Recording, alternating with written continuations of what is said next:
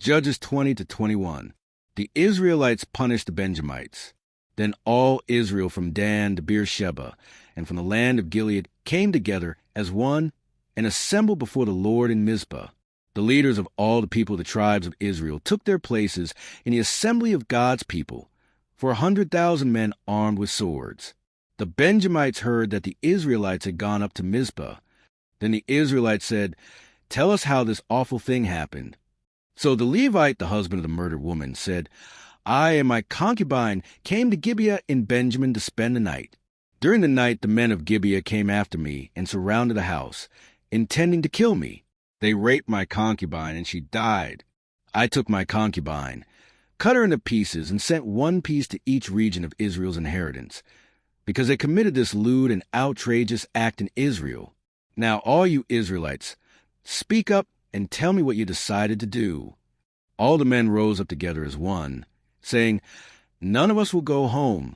No, not one of us will return to his house. But now this is what we'll do to Gibeah. We'll go up against it in the order decided by casting lots. We'll take 10 men out of every 100 from all the tribes of Israel, and 100 from 1,000, and 1,000 from 10,000, to get provisions for the army. Then, when the army arrives at Gibeah and Benjamin, it can give them what they deserve for this outrageous act done in Israel."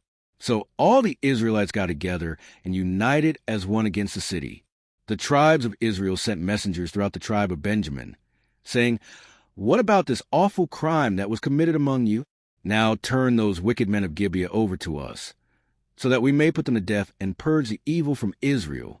But the Benjamites would not listen to their fellow Israelites. From their towns they came together at Gibeah to fight against the Israelites. At once the Benjamites mobilized 26,000 swordsmen from their towns, in addition to 700 able young men from those living in Gibeah.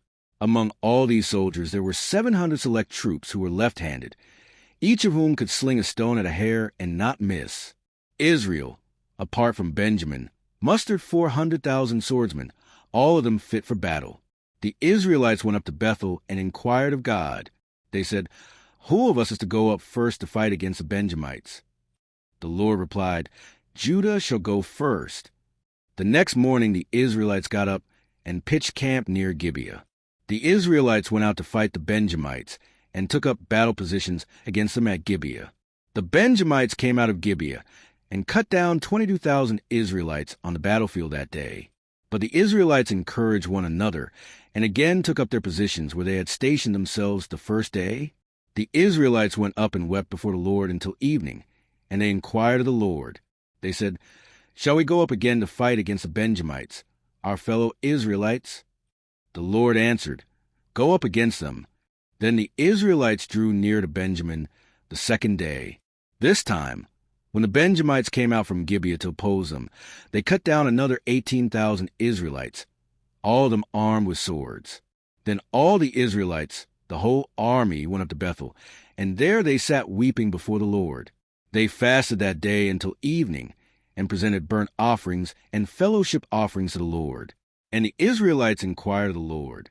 In those days the ark of the covenant of God was there, with Phinehas son of Eleazar, the son of Aaron, ministering before it. They asked, "Shall we go up again to fight against the Benjamites, our fellow Israelites, or not?" The Lord responded, "Go, for tomorrow I will give them into your hands." Then Israel set an ambush around Gibeah. They went up against the Benjamites on the third day and took up positions against Gibeah as they had done before. The Benjamites came out to meet them and were drawn away from the city. They began to inflict casualties on the Israelites as before, so that about 30 men fell in the open field and on the roads, the one leading to Bethel and the other to Gibeah. While the Benjamites were saying, "We are defeating them as before," the Israelites were saying, "Let's retreat and draw them away from the city to the roads." All the men of Israel moved from their places and took up positions at Baal-Tamar, and the Israelite ambush charged out of its place on the west of Gibeah. Then 10,000 of Israel's able young men made a frontal attack on Gibeah. The fighting was so heavy that the Benjamites did not realize how near disaster was. The Lord defeated Benjamin before Israel, and on that day the Israelites struck down 25,100 Benjamites, all armed with swords. Then the Benjamites saw that they were beaten. Now the men of Israel had given way before Benjamin, because they relied on the ambush they had set near Gibeah. Those who had been in ambush made a sudden dash into Gibeah, spread out, and put the whole city to the sword. The Israelites had arranged with the ambush that they should send up a great cloud of smoke from the city, and then the Israelites would counterattack. The Benjamites had begun to inflict casualties on the Israelites, about 30, and they said, "We are defeating them as in the first battle." But when the column of smoke began to rise from the city, the Benjamites turned and saw the whole city going up in smoke. Then the Israelites counterattacked, and the Benjamites were terrified because they realized that disaster had come on them. So they fled before the Israelites in the direction of the wilderness, but they could not escape the battle. And the Israelites who came out of the towns cut them down there. They surrounded the Benjamites, chased them, and easily overran them in the vicinity of Gibeah on the east. 18,000 Benjamites fell, all of them valiant fighters. As they turned and fled toward the wilderness to the rock of Rimmon, the Israelites cut down 5,000 men along the roads. They kept pressing after the Benjamites as far as Gibeah and struck down 2,000 more. On that day, 25,000 Benjamite swordsmen fell, all of them valiant fighters. But 600 of them turned and fled into the wilderness to the rock of Rimmon, where they stayed 4 months. The men of Israel went back to Benjamin and put all the towns to the sword, including the animals and everything else they found. All the towns they came across they set on fire, wives of the Benjamites. The men of Israel had taken an oath at Mizpah. Not one of us will give his daughter in marriage to a Benjamite. The people went to Bethel, where they sat before God until evening, raising their voices and weeping bitterly. "Lord, God of Israel," they cried, "why has this happened to Israel? Why should one tribe be missing from Israel today?" Early the next day, the people built an altar and presented burnt offerings and fellowship offerings. Then the Israelites asked, "Who from all the tribes of Israel has failed to assemble before the Lord?" For they had taken a solemn oath that anyone who failed to assemble before the Lord at Mizpah was to be put to death. Now the Israelites grieved for the tribe of Benjamin, their fellow Israelites. "Today one tribe is cut off from Israel," they said. "How can we provide wives for those who are left, since we have taken an oath by the Lord not to give them any of our daughters in marriage?" Then they asked, "Which one of the tribes of Israel failed to assemble before the Lord at Mizpah?"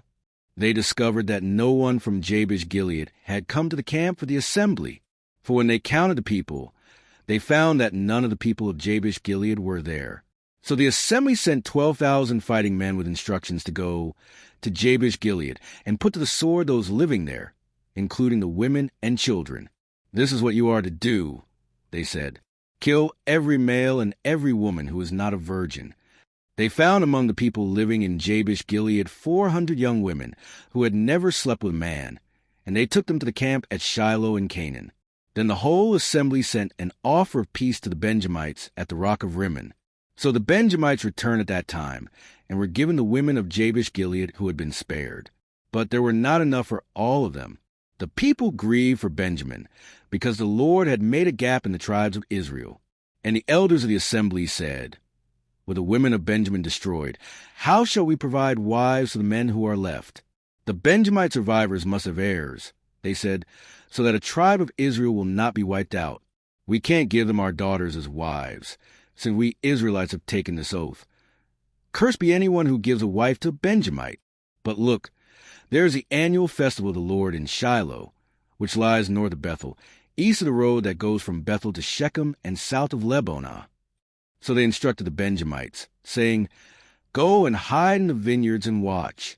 When the young women of Shiloh come out to join in the dancing, rush from the vineyards, and each of you sees one of them to be your wife. Then return to the land of Benjamin.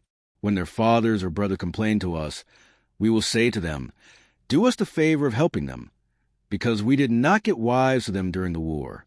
You will not be guilty of breaking your oath, because you did not give your daughters to them." So that is what the Benjamites did. While the young women were dancing, each man caught one and carried her off to be his wife. Then they returned to their inheritance and rebuilt the towns and settled in them. At that time the Israelites left that place and went home to their tribes and clans, each to his own inheritance. In those days Israel had no king. Everyone did as they saw fit.